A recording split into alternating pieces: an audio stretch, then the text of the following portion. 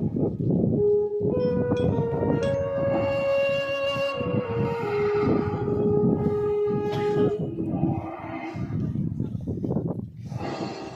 1999 पड़ोसी मुल्क पाकिस्तान ने बगैर किसी आभास के अपने सैनिकों को एलओसी पार कर भारत की सीमा के अंदर भेज दिया। जनरल परवेज मुशर्रफ। जनरल का प्लान सीधा और साफ था। सर्दियों की चरम पर प्रशिक्षित कमांडोज को जिहादी जामा उड़ाकर भारत की सरहद के पार भेजना, वहां पोस्ट और बंकर पर कब्जा करके कश्मीर और लद्दाख को जोड़ती कड़ी को तोड़ना। द्रास सेक्टर की मुश्को घाटी, मारपोला रिज लाइन, कारगिल के आसपास काकसर, बटालिक सेक्टर, चोरबाटला सेक्टर और सियाचिन के दक्षिण में तुर्तुक पर पाकिस्तानी फौज ने धोखे से अपना कब्जा जमा लिया था। लेफ्टिनेंट सौरभ कालिया की अगुवाई में निकली पेट्रोलिंग पार्टी बड़े रहस्यमय ढंग से गायब हो गई थी। कुछ दिनों के बाद उनका क्षत विक्षत शव पाकिस्तानी सेना ने हमें सौंपा, जिस निर्दयता से उन्हें मारा गया था प्रशिक्षित पाकिस्तानी फौजियों की ही कुचेष्टा थी। तत्कालीन प्रधानमंत्री श्री अटल बिहारी वाजपेयी पड़ोसी देशों के साथ सद्भावना में विश्वास रखते थे, पर पाकिस्तान के इस छुपकर हमला करने की साजिश से वो अत्यंत क्षुब्ध हो उठे। हम शांति चाहते हैं, ये तो दुनिया ने देखा। अब दुनिया ये देखेगी कि हम शांति की रक्षा के लिए और अपनी शक्ति का भी प्रदर्शन कर सकते हैं। लड़ाई के परिणाम के बारे में भी मेरे मन में कोई संदेह नहीं है। हमारी विजय निश्चित है और हम विजयी होकर दिखाएंगे। उन्होंने देश की तीनों सेनाओं को बगैर एक पल गवाए दुश्मन की गोली का जवाब गोलों से देने का आदेश सुनाया। भारतीय सेना ने तुरंत एक्शन लेते हुए युद्ध का ऐलान कर दिया।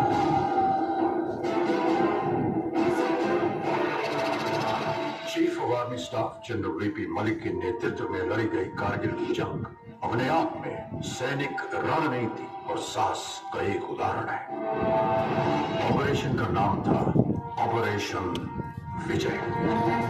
थल सेना दुश्मन को खदेड़ रही थी, अब आसमान से आग बरसाने की पारी थी। Wing commander PS Dhanoa Kargil युद्ध के दौरान फाइटर स्क्वाड्रन के कमांडिंग ऑफिसर थे।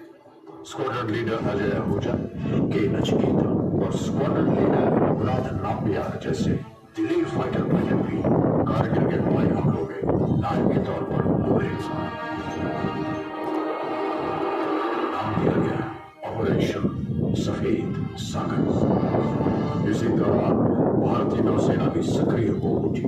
वाइस एडमिरल माधवेंद्र सिंह की अगुवाई में पूर्वी और पश्चिमी बेड़े एकत्रित हुए और तुरंत उत्तरी अरब सागर से कराची बंदरगाह की घेराबंदी कर दी गई। भारतीय नौसेना के इस मिशन का नाम था ऑपरेशन तलवार। इतिहास बदलने जा रहा था।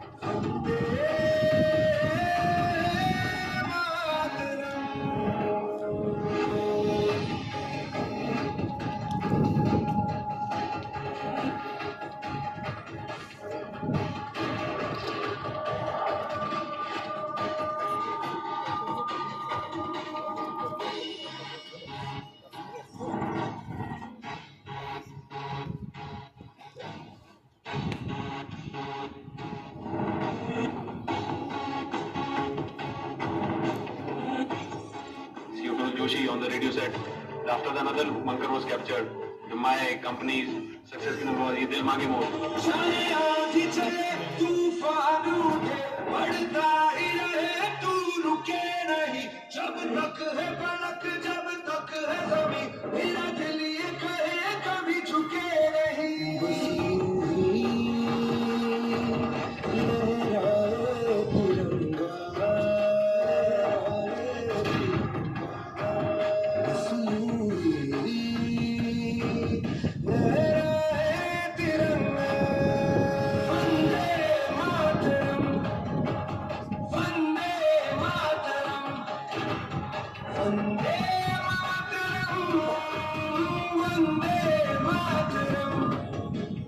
अगर मुझे अपने खून को साबित करने से पहले मौत आ गई तो कसम से मैं मौत को ही मौत की नींद सुला दूंगा।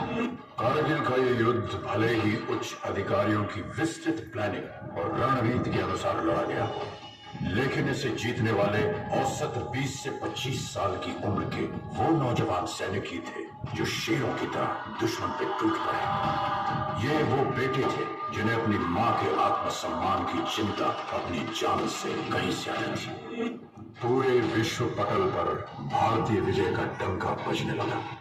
आज हमारा भारत विश्व में एक नई शक्ति बन के उभर रहा है।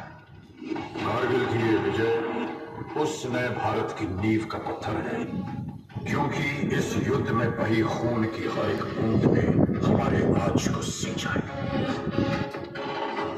वही खून प्रेरणा देता है, बढ़ो आगे, मत रुको, पूरी शक्ति सहित निर्भयता से हर असंभव पहाड़ इसी तरह जीत लो। सीने में जो भारत भूमि के प्रति प्रेम है वो खूब प्रज्वलित हो।